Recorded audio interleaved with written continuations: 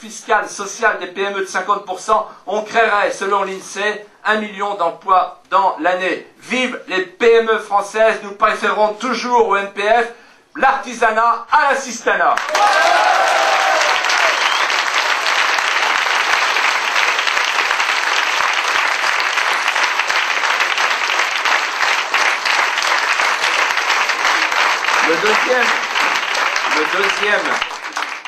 Le deuxième défi, c'est le défi du communautarisme. Le premier, c'est la mondialisation, le deuxième, c'est le communautarisme. Nous voyons petit à petit progresser l'islamisation de la France, qui conduit au communautarisme. Quand on voit un professeur qui se cache à Toulouse, victime d'une fatwa, quand on voit une petite fille à Lyon, molestée, pour ne pas dire lapidée, parce qu'elle mange un sandwich à la récréation en plein ramadan, en France, à Lyon, quand on voit le syndicat des gynécologues qui se plaignent parce que des médecins sont battus à l'hôpital Robert Debré, quand on voit le préfet de la Seine-Saint-Denis qui écrit au ministre de l'Intérieur, qui n'en peut mais, le ministre de l'Intérieur, le préfet de la Seine-Saint-Denis dit en privé, j'ai réalisé mon rêve. Quel était votre rêve, monsieur le préfet? Devenir ambassadeur de France en Seine-Saint-Denis. Et donc il écrit avec 27 autres préfets, je n'ai plus le contrôle des quartiers, les quartiers sont sous le contrôle des barbus. Oui, chers amis, c'est pas moi qui parle des barbus, c'est lui. Il n'y a pas de barbus?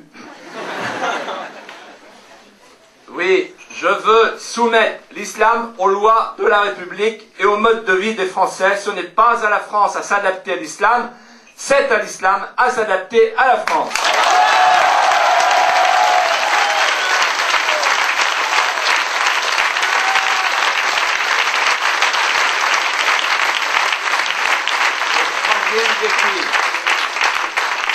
Le troisième défi, c'est le défi écologique, le défi de l'environnement. Je voudrais faire une parenthèse. Quand je me suis battu au moment de l'Erika, au moment du Prestige, contre la marée noire, j'étais seul.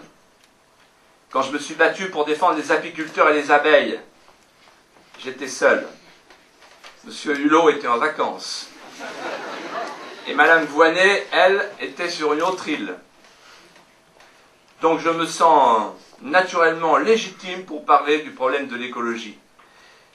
Et je voudrais dire simplement ce soir, comme je l'ai écrit dans un livre qui sortira au mois de janvier prochain. Nous sommes devant un immense drame. La déforestation, la fonte des glaciers, la variation du niveau des mers, les extrémas de température avec les tempêtes à venir, les typhons, les cyclones. Nous sommes devant un immense problème. Il faut que la France regarde ce problème et qu'elle devienne la nation pilote dans le monde en matière de sécurité écologique. Parce qu'elle a déjà les outils logistiques, une marine qui est une force de projection tout à fait remarquable, pour se porter à l'avant dans le monde entier, partout où il y aura des catastrophes écologiques. Je n'ai pas le temps de développer ce soir ce thème, il est très important pour nous, parce que c'est aussi une occasion de faire rayonner notre pays, la France, patrie chérie, la France, patrie utile au monde. Ces trois défis, vous aurez à les relever. Nous aurons à les relever tous ensemble. Ces trois défis pour que le rêve français puisse prendre forme. Mon dernier message, le quatrième message, et je terminerai par là, en quelques minutes. Aidez-nous à répondre à l'urgence civique. Chers amis, vous qui êtes jeunes, au risque de vous choquer, je voudrais vous dire ce soir ceci, et qui est novateur. Pendant des générations et des générations, la hiérarchie des choix dans n'importe quelle famille de France était la suivante. Je travaille pour avoir un job, je fonde éventuellement une famille, et ensuite, plus tard, si j'ai le temps, la variable d'ajustement sera la cité. Or, aujourd'hui, le pays s'abîme. Je vous propose un renversement de vos choix. L'inversion des urgences. ce n'est plus d'abord le job, la famille et l'implication civique. L'urgence des urgences, c'est la cité, c'est l'implication civique. Tant pis pour le reste. Tout simplement parce que dans le reste, vous êtes remplaçable. Comme diraient les économistes, vous êtes substituable. Vous êtes comme fabricant de pneus, remplaçable. Comme professionnel du marketing, remplaçable.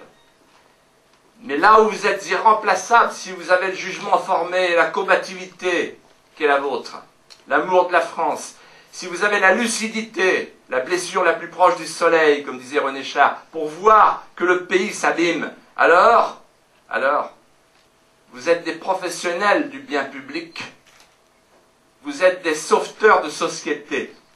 Voilà l'urgence des urgences. Moi, je vous propose de porter les jeunes au pouvoir. Le pouvoir des jeunes, le pouvoir pour les jeunes au pouvoir. Pourquoi? Parce que je sais que vous ne céderez pas aux deux écueils dont parlait Guillaume il y a un instant. Il y a les cyniques, ceux qui disent le pouvoir sans les idées, et qui trahissent leurs électeurs depuis tant d'années. Vous les connaissez. Je ne vais pas plus avant dans le portrait robot. Et puis il y a les autres, les idées sans le pouvoir, les rêveurs casqués.